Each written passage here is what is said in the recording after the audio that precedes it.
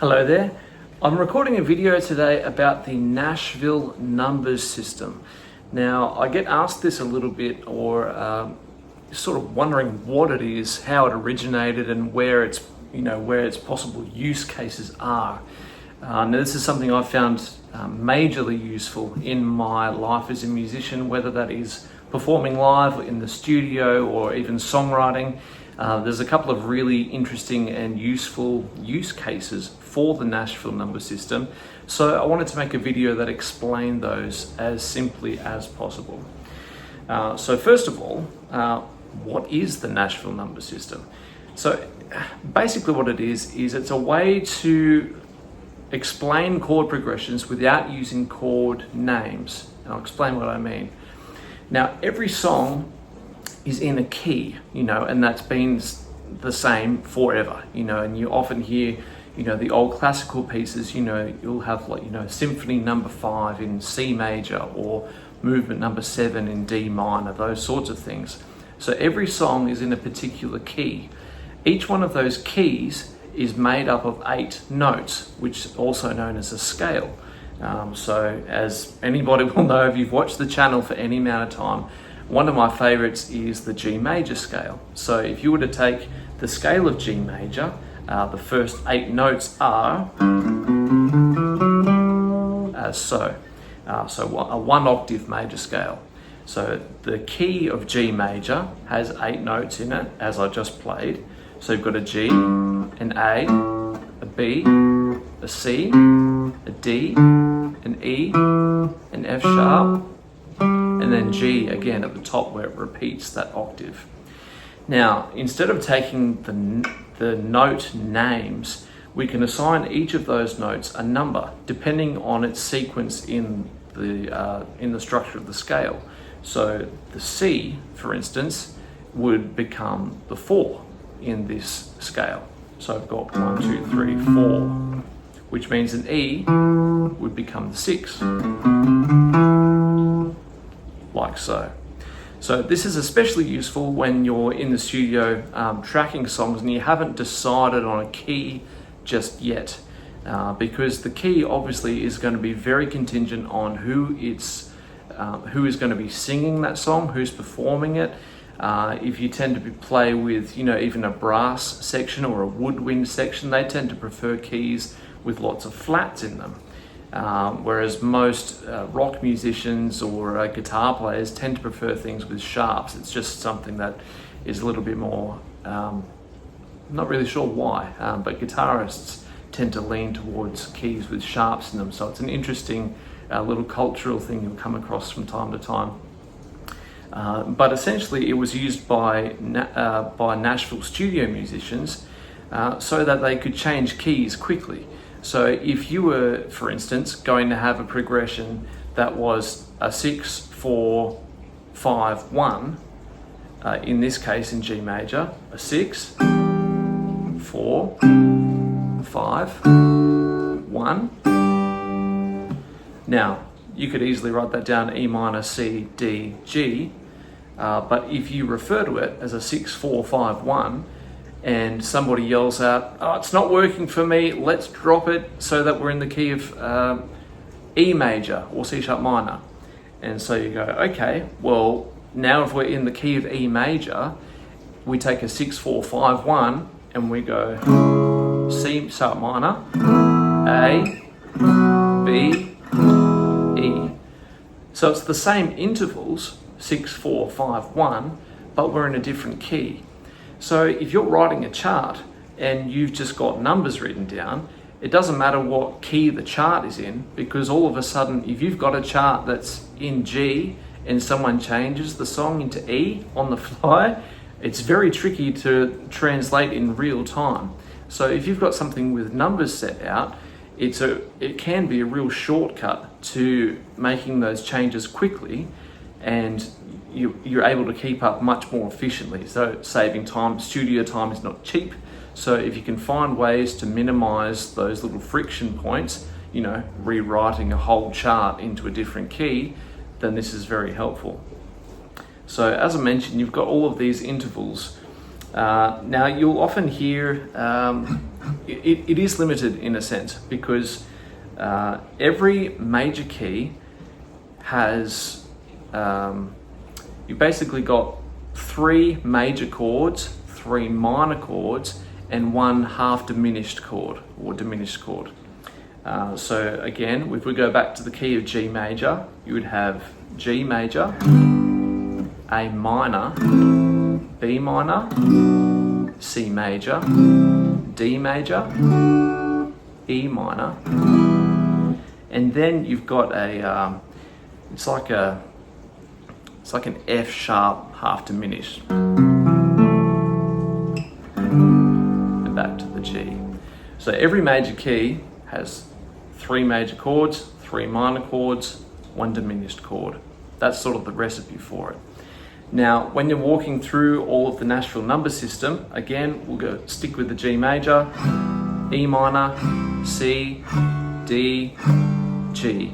The 6-4-5-1 progression we mentioned earlier, you could call that a 6 minor to a 4 to a 5 to a 1. Now, in some cases, you know, if you want to add some sort of flavor or, you know, have some borrowed chords in there, you can change the name of those notes to have a different flavor. So, for instance, in a lot of R&B sort of gospel-y music, you'll often find like a minor 5 in there or a 5 minor. And so that gives it a little bit more flavor.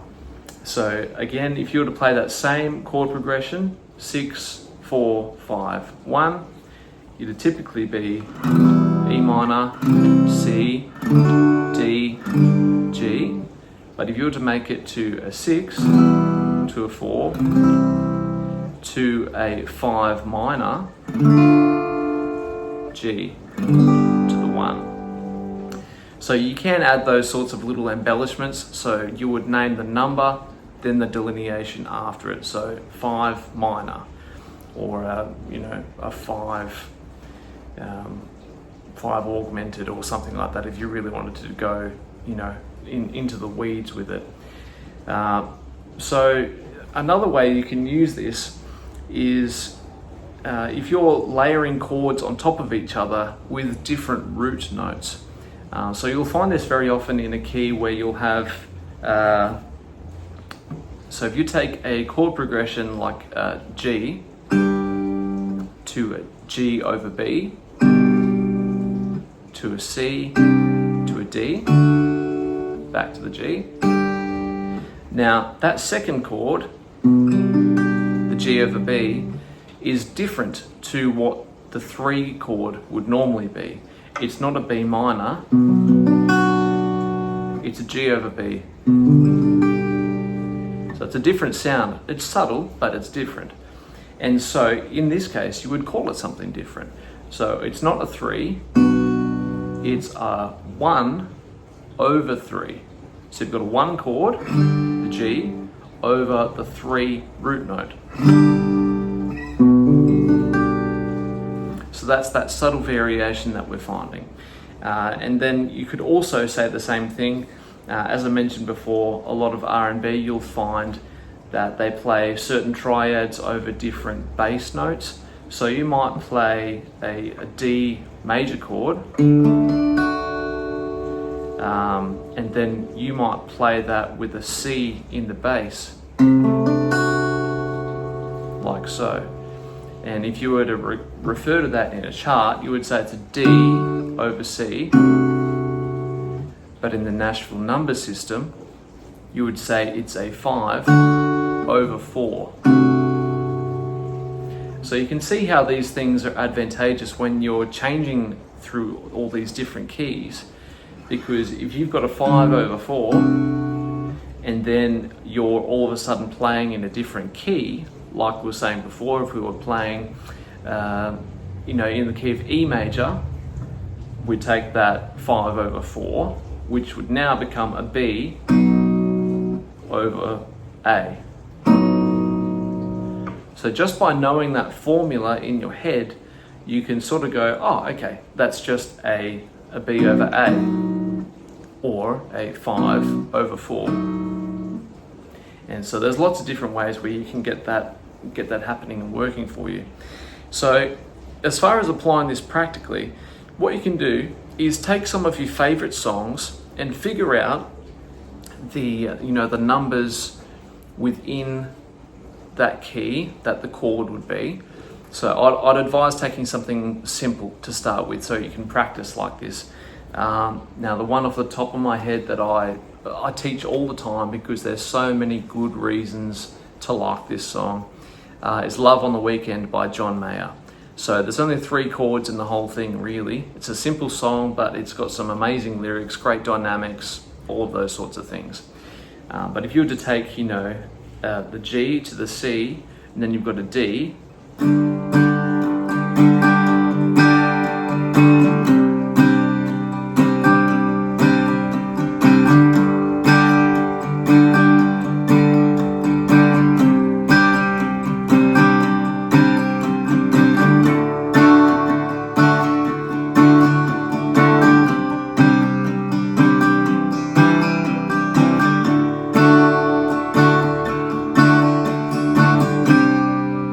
like so.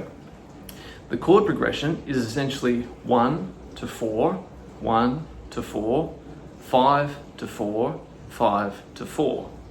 So if you were in the studio and someone said to you, or even in rehearsals, you're on a gig, all of a sudden your male vocalist can't sing the high notes anymore and he needs a female to come in and help him out, you can change that key to suit her voice versus his.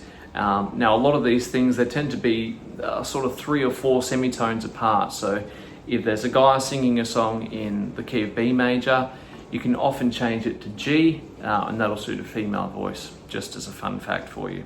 But this song that we're just playing, Love on the Weekend, if you were to adapt that and move it to an E major, all you'd have to do is remember 1/4, 1/4, 5/4, 5/4, and you can play.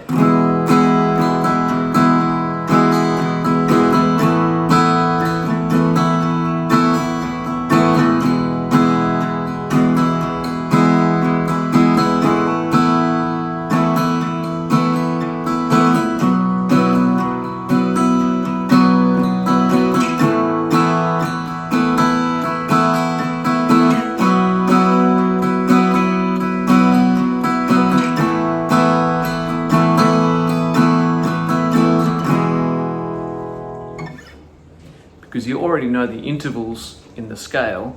Doesn't matter what scale you change it to, the numbers stay the same.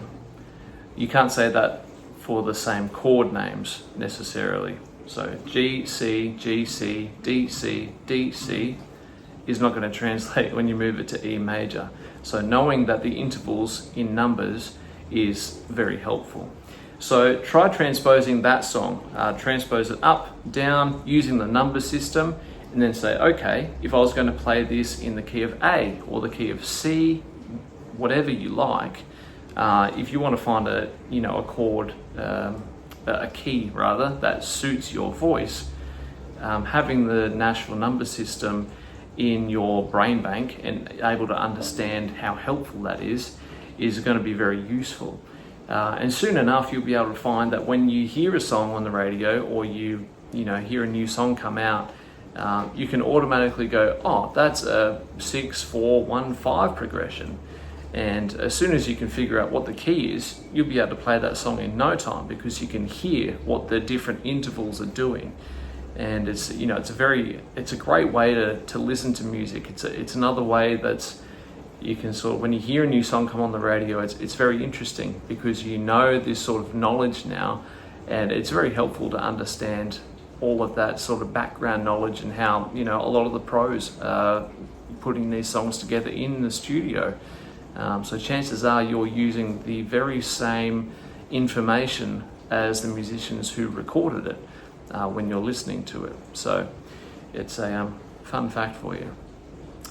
But I hope that was helpful. So if you've got any other questions about the Nashville Numbers System, or about guitar playing, or about rhythm or chords or scales or anything like that, please feel free to let me know.